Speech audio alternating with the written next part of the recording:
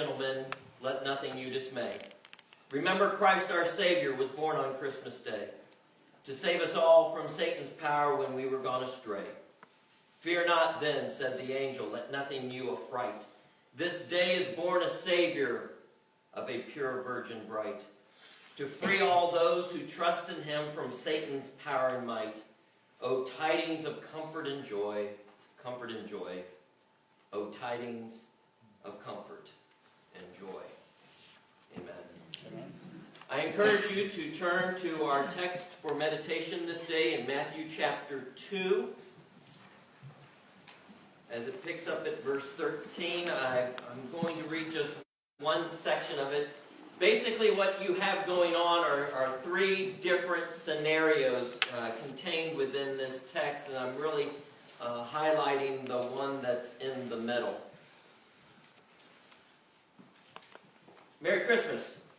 Merry Christmas. Anybody still celebrating? Yeah, okay. There's a few hands. Any of you trying to recover? And the reality of the celebration of the holidays is there is a lot of revelry that goes into it.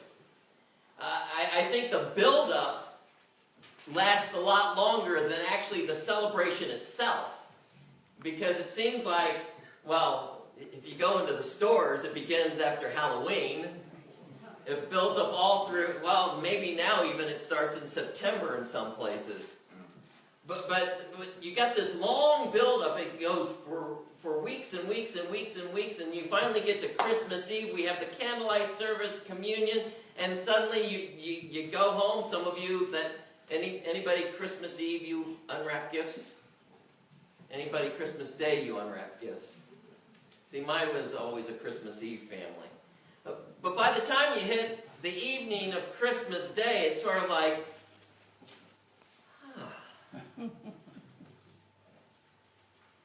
and sometimes we just want to tarry a little bit longer at the Nativity. Sometimes we want to extend that feeling of Christmastide that we experience, especially in our church body throughout Advent and culminating in the celebration of Christmas. We want to extend that feeling at least for another week, maybe 12 days. My true love gave to me. But it seems so often that it abruptly ends. As soon as that last guest takes the Tupperware filled with the yams and the turkey or the ham or whatever you've had, when they leave and the lights are turned out, it seems like it's done. It seems like it's over. And in some ways, you hit December 26th and you feel like, is that all there is? I feel a little shortchanged. And then we get to the biblical account for today. And if you don't feel shortchanged yet, this will do it to you. Because the biblical account for today in Matthew chapter 2 takes a turn. It's like the birth happened and suddenly 4 days later, we're only 4 days out, folks. We celebrated Christmas 4 days ago. And suddenly we have this text that is the life after the birth, and everything is not so sweet. In fact, the scene that we have played out here that I'm highlighting in verses 16 through 18, it's a scene we would rather forget. In fact, the church calls it the killing of the innocents. And suddenly we get to this day, 4 days after our Christmas celebration, this first Sunday of Christmas. Suddenly Christmas gives way. Christmas gives way to the harsh realities into which Jesus was born. And so I highlight the text. If you're there, you can follow along with me, specifically verses 16 to 18. Then Herod, when he saw that he had been tricked by the wise men, became furious. And he sent and killed all the male children in Bethlehem and in all that region who were 2 years old or under, according to the time that he had ascertained from the wise men. Then was fulfilled what was spoken by the prophet Jeremiah. A voice was heard in Ramah, weeping and loud lamentation. Rachel weeping for her children. She refused to be comforted because they were no more. Herod, when he saw that he had been tricked, became furious, and he sent and killed all the male children 2 years old and younger. Our text, just 4 days after the celebration of the birth. Christmas has turned into the harsh reality. And the thing is, as we hear this text, how closely it corresponds to the world in which we live in today.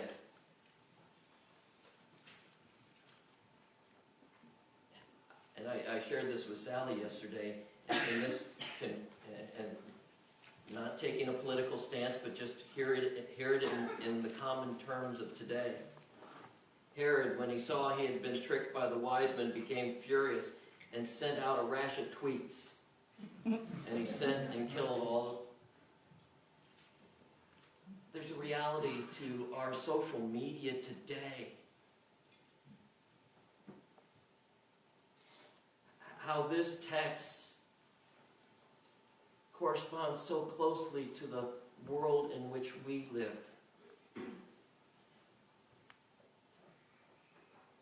Because 4 days ago, we had the bow-wrapped gifts, we had the tinsel-adorned tree, and now we leave all of that behind.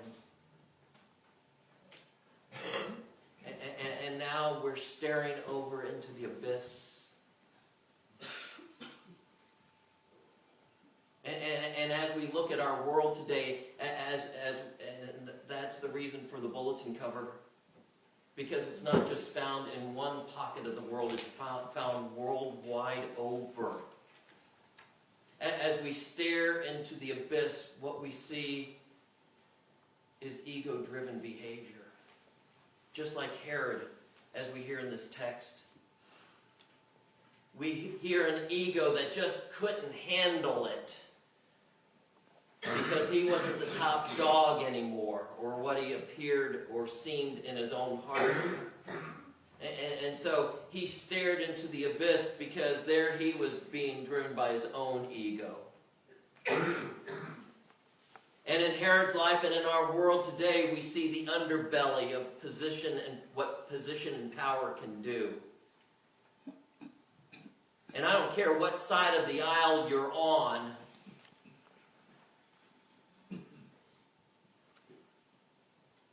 it's an underbelly.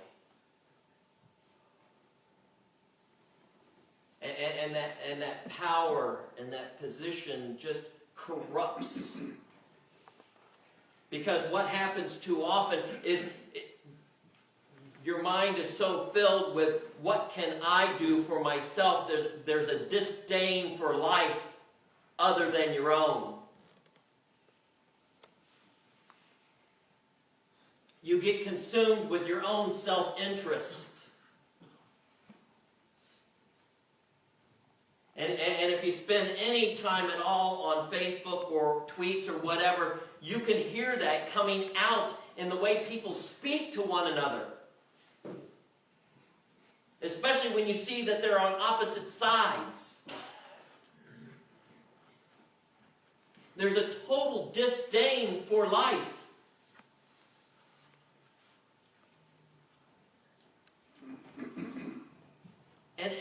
And as you get consumed with this self-interest, you begin to seethe with a rage.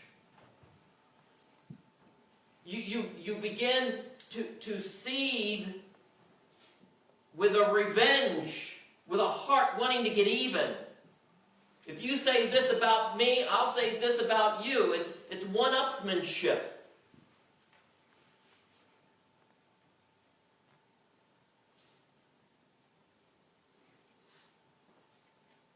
But when you ask the question, who is at risk?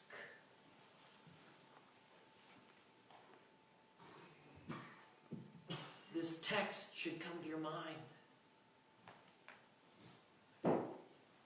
The ones at risk are the vulnerable. The ones at risk are the helpless. The ones at risk are the hurting.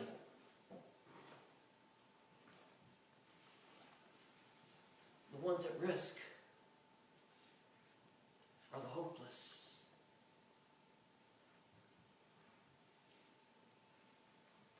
Because they look to all these places.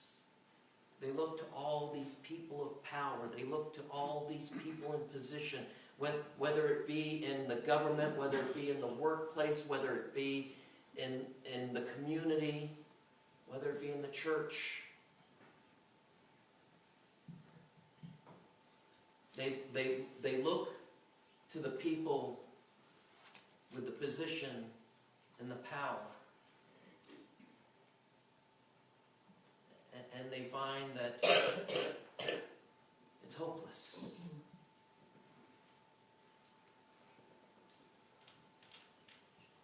Yet Jesus shows us a different way. Because the birth of Jesus upsets this world's order. Because as the world sees position and power, Jesus does not see it in the same way. Because if God saw it in the same way, Jesus wouldn't have been born in a manger in some feed trough in a cattle barn. He would have been born into a rich palace, surrounded with the finest of clothes and the richest of foods. If it was about position and power, Jesus would have had the highest of all training. He wouldn't have had to go roaming around to Egypt and back again, and then even didn't get to his own hometown, had to go to Galilee instead. He wouldn't have had to make all those travels. He would have been staying put in one place. He didn't have to be an itinerant preacher roaming around that whole region. He wouldn't have picked fishermen and tax collectors to be his disciples. He would have picked the learned. No, the birth of Jesus upsets this world's order.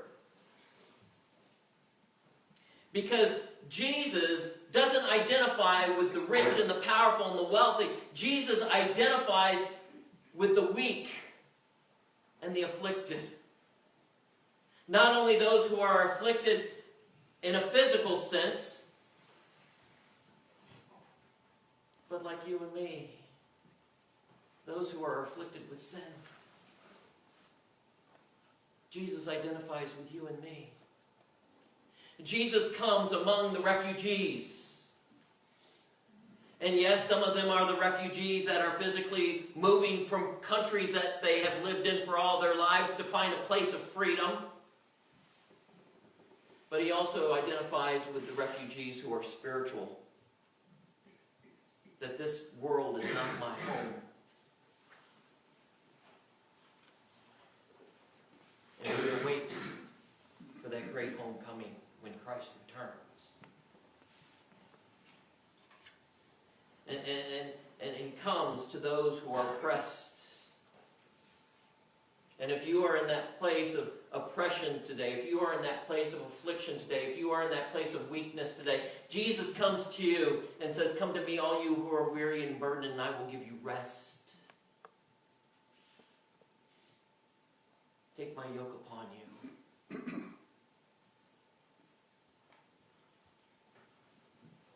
For my burden is easy and light.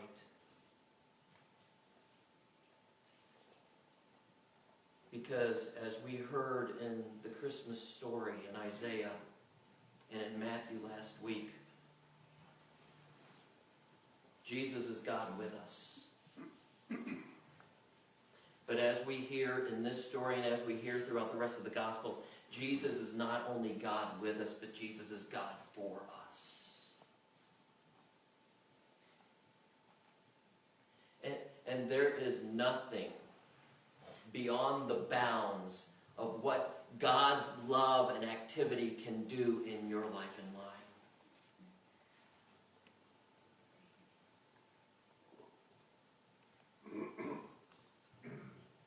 He comes to us. He comes to us when we are hurting, and He holds on to us and comforts us in those moments where we're beside ourselves. Whether it be getting a cancer diagnosis, whether it be getting a broken hip and having to be laid up, whether it be the death of a loved one. He holds on to us and comforts us.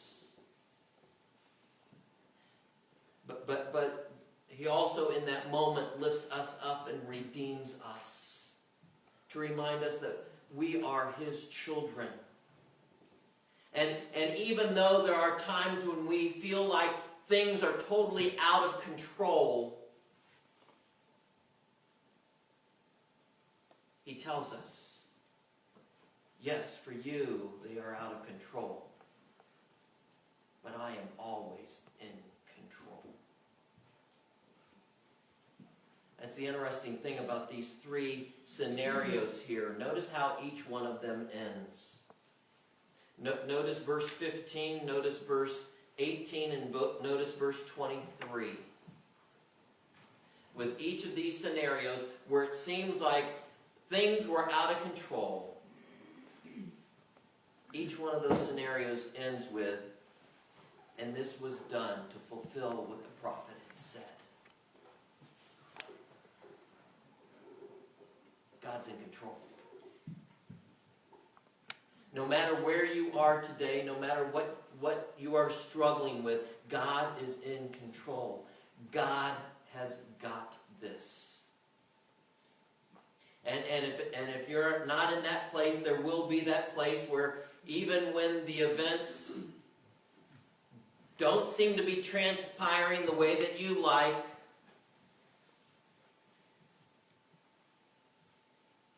God is in control.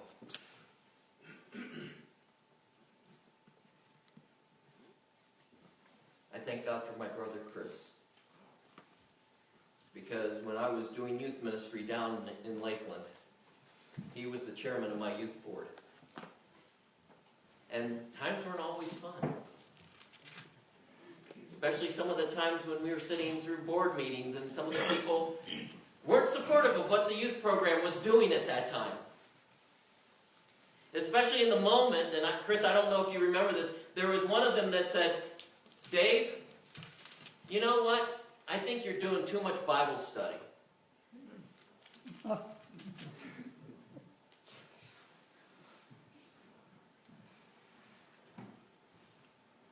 But God gave me a partner in ministry